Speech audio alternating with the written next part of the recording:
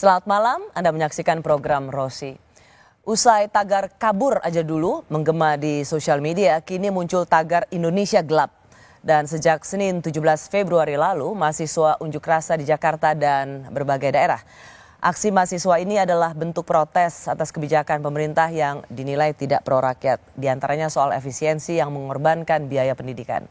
Malam ini Rosi mengundang seorang yang pernah jadi ASN di Kementerian Keuangan. Kini ia punya podcast dengan pengikut jutaan orang, Ferry Irwandi. Halo Mbak Rosi. Selamat malam, Fer. Selamat malam. Senang sekali bisa akhirnya bertemu Ferry di studio Menara Kompas. Sama-sama.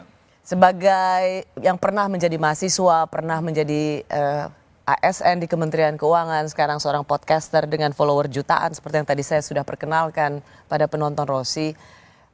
2 minggu yang lalu kita melihat soal tagar kabur aja dulu, lalu kemudian ada Indonesia gelap. Sebagai seorang anak muda gitu, yang bisa dikategorikan anak muda, gimana melihat mahasiswa dengan tagar Indonesia gelap kali ini? Pertama ya, saya punya perspektif sendiri soal ini. Indonesia gelap atau semua aktivasi yang dilakukan bukan cuma sama mahasiswa tapi koalisi masyarakat sipil ini, tolong jangan dilihat sebagai bentuk kebencian, bentuk provokasi, atau bentuk ketidaksukaan, atau selalu menitik beratkan, oh ini kepentingan politik tertentu nih. No. Justru Indonesia gelap itu kalau kita lihat dalam sisi yang berbeda, itu memperlihatkan sebuah kepedulian, kecintaan, bahkan keinginan masyarakat, terutama yang teman-teman mahasiswa, supaya Indonesia ini lebih baik. Karena kalau mereka tidak punya itu semua, ya mereka nggak akan peduli gitu. Mereka nggak akan turun di jalan, mereka nggak akan menghabiskan uang pribadi mereka tidak akan meresikokan keselamatan diri mereka tidak akan melakukan apapun yang mereka lakukan sekarang. Kalau ini cuma semata-mata ada arahan pihak tertentu, ada kelompok tertentu untuk kita rame-rame yuk ke situ karena kita punya kepentingan ini nanti. No, terlalu kecil untuk melihat semua demo atau semua aktivasi Indonesia gelap ini sebagai sesuatu yang ya sifatnya kebencian atau hasutan. Jadi aku kalau sebagai seorang yang pernah jadi mahasiswa juga dan mungkin masih muda, Mbak, belum 40 ya. Melihat ini sebagai ternyata segini banyak loh. Kita tuh masih bisa berharap loh dengan semua hal yang terjadi di sini. Kita masih bisa berharap seenggaknya generasi di bawah kita itu masih punya kepedulian segitu besarnya untuk masyarakat Indonesia dan seharusnya mereka punya hak untuk didengarkan sebaik-baiknya gitu. Justru kalau dari sisi Ferry kita memberikan apresiasi bahwa kelompok intelektual kampus-kampus ini masih bisa terus menyuarakan apa yang menjadi pandangan mereka. Betul. Nah, hari ini Kamis pada saat kita ngobrol di studio ini, Fer, Kamis tanggal 20 Februari ini akhirnya Mensesnek bertemu dengan para demonstran mahasiswa. Karena memang sejak demo hari Senin, Selasa, Rabu, dan Kamis ini memang tuntutan mereka adalah tetap akan menyuarakan protes mereka sampai pihak istana bertemu. Dan hari ini, sore ini, Mensesnek menemui mahasiswa. Ini dia.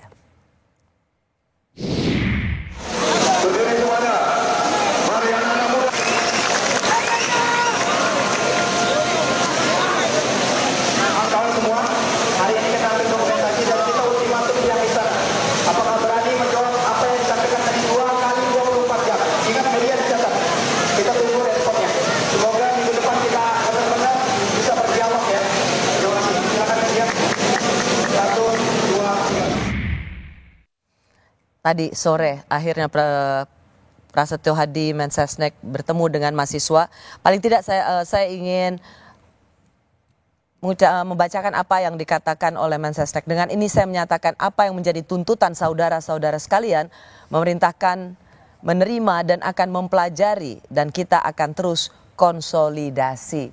Apakah bagi Ferry bertemunya Mensesnek sore ini pada mahasiswa itu sebuah reaksi yang cukup baik, gesture yang harus diapresiasi atau gimana?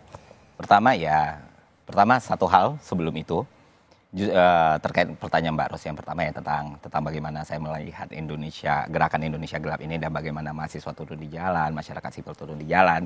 Yang saya bilang ini jangan dilihat sebagai bentuk kebencian, ini dilihat sebagai bentuk kepedulian. Bahwa ada generasi Indonesia tuh punya generasi muda kayak gini loh, kaum intelektual yang masih peduli gitu loh. Yang repot kalau nggak akan pernah ada Indonesia Mas kalau mereka nggak kayak gitu.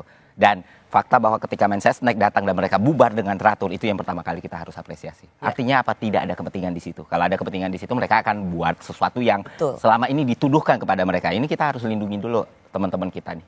Dan itu menunjukkan sikap fair dari mahasiswa. Karena mahasiswa mengatakan kami baru akan berhenti kalau ada pihak istana.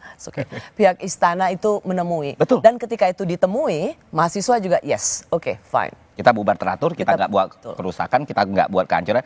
Kita datang ke sini bukan untuk dipukul, kita datang di sini bukan untuk ditembak, kita datang di sini bukan untuk merusuh, kita datang di sini memenuhi hak dan kewajiban kita sebagai bagian dari Indonesia untuk menyuarakan apa yang ada di diri kita kepada orang-orang yang emang sudah merupakan tugasnya untuk mendengarkan kita gitu. Dan itu buktinya, dan apresiasi juga lah kepada Pak Mensesnek yang udah mau datang ke situ. Itu jelas sesuatu yang harus diapresiasi. Kenapa saya tanyakan ini? Karena memang ada komunikasi politik yang harus lebih diperhatikan. Jadi ketika ada gerakan dari kelompok intelektual, mahasiswa, kabur aja dulu, kemudian direspon dengan kabur aja, nggak usah pulang sekalian. Atau Indonesia gelap, lalu dibilang kau yang gelap. Rasanya ini seperti justru menambah bensin ke dalam kobaran api yang kecil gitu. Dan mungkin menurutku Mbak, lebih besar lagi dampaknya. Karena sebenarnya gini, di beberapa isu yang sedang... maksud saya ini apinya kecil, jawaban kayak gitu kan apinya makin membesar. Bikin orang bete kalau mahasiswa bilang kan kesel gitu. Karena komunikasi publik yang dilakukan government kita kepada masyarakat, saya tidak melihat ini adalah sesuatu yang harus dipertahankan. Justru harus dievaluasi secara baik gitu loh. Misalnya kayak gini, buktinya seringkali pejabat atau seringkali orang-orang pemerintah itu melihat ini sebuah perang gitu loh. No, it's not. Kita itu sama gitu. Kita sama-sama ingin Indonesia lebih baik. Kita juga ingin sama-sama nggak perlu kabur supaya kita ngerasakan namanya kesejahteraan, kenyamanan, dan lain sebagainya.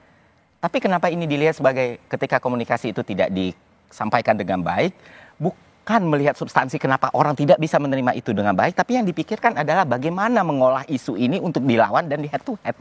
Jadi Anda melihat misalnya ada... di sosial media ada Indonesia gelap, lalu kemudian dilawan dengan Indonesia terang atau Indonesia cerah gitu. Apa yang kita lawan gitu? Apa yang pemerintah lawan? Seharusnya ini tidak dilawan gitu loh. Ini tidak dilawan. Sedang berperang dengan apa kita? Kita sama-sama peduli dengan Indonesia seharusnya. Dan yang idealnya adalah pemerintah kita, government kita, ketika ada hal-hal seperti ini, justru melihat nih, kenapa sih sebenarnya program on the paper yang seharusnya bagus, efisiensi anggaran, kita semua tahu itu program yang bagus, super holding berhasil di berbagai negara, ya Temasek gitu kan contohnya, walaupun dengan in and out-nya ya, dengan volatilitasnya, atau bahkan mungkin kemarin yang efisiensi, bahkan mungkin makan bergizi gratis yang diterapkan juga itu bukan sesuatu yang uncommon di negara-negara lain. Tapi kenapa di Indonesia, sentimennya kok negatif ya? Seharusnya ini kan jadi PR besar nih. Ada yang salah dalam PR kita, dalam cara pemerintah menyampaikan atau substansinya atau yang ditunjukkan dan diproyeksikan atau dipresentasikan dalam semua prosesnya. Bukan soal setiap kali ada kritik, setiap kali ada sentimen negatif, selalu dilihat, ini pasti ada kepentingan tertentu. Maka nggak akan pernah beres, Mbak. Menarik sekali apa yang dikatakan oleh Ferry.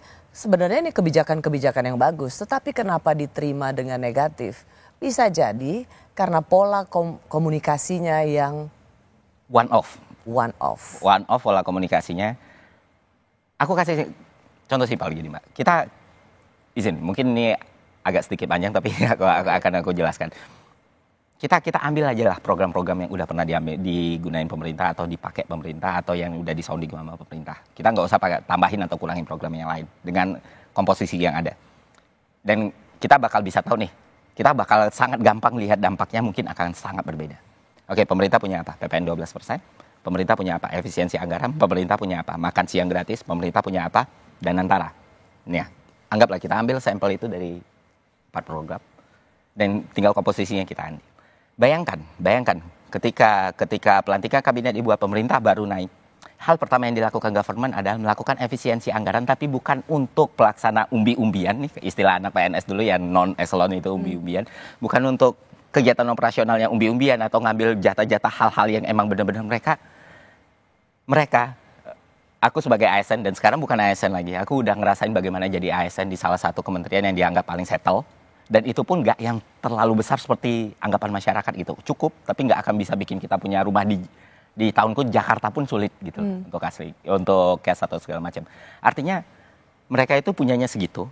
Sekarang banyak hal-hal yang dipotong dari mereka, dan kita harus ngelihat mereka deh. Sementara di sisi yang lain kita ngelihat mobil patwal, ngawal mobil pejabat, Lexus yang harganya 3,8 M, kalau versi VIP-nya bisa sampai 4,2 M. Patwal 2 ngawal mobil pejabat di tengah kemacetan dan tidak ada pejabatnya. Tidak ada pejabatnya. Operasionalnya, fasilitasnya, tukang kebunnya, satpamnya, security-nya, kemewahan hotelnya yang berbeda dengan pelaksanaan yang lain, itu tidak diganggu gugat. Yang diganggu gugat, yang selalu dibilang efisiensi adalah apa yang para PNS kecil ini yang duit gajinya cuma tutup lubang gali lubang, mereka yang ngerasain dampaknya. Bukan anggota legislatifnya, bukan menteri wamen, staf susnya, ini mereka yang paling terdampak. Tidak ada pemotongan tunjangan untuk pejabat, tidak ada pemotongan hal-hal lain seperti itu yang kena, ya, yang selalu yang dibicarakan oleh PNS, saya sebut lagi umbi. Kami dapat THR nggak ya? Gaji 314 gimana ya?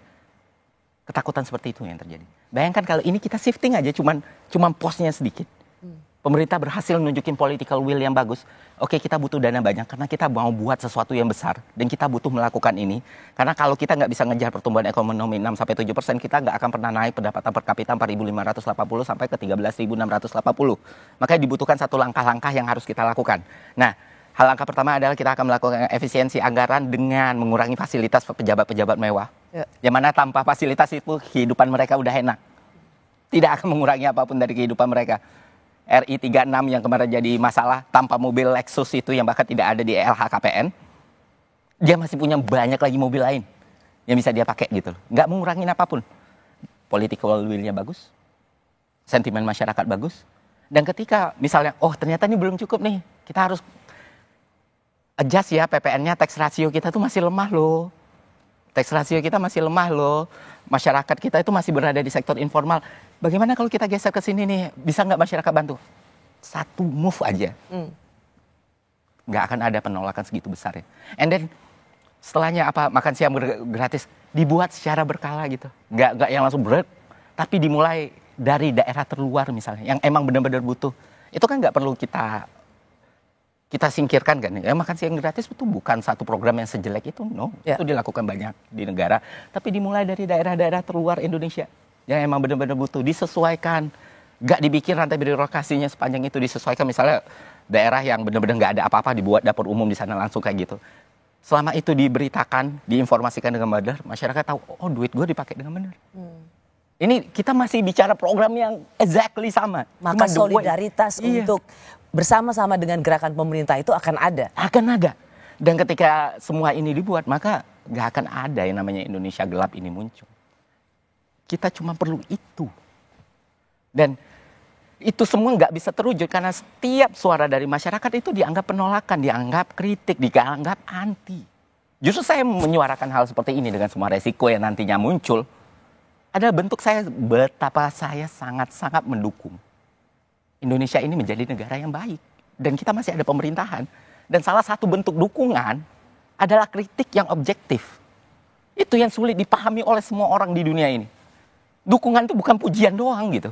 Nggak akan ada sesuatu itu bisa jadi besar tanpa dia mendapatkan kritik yang baik.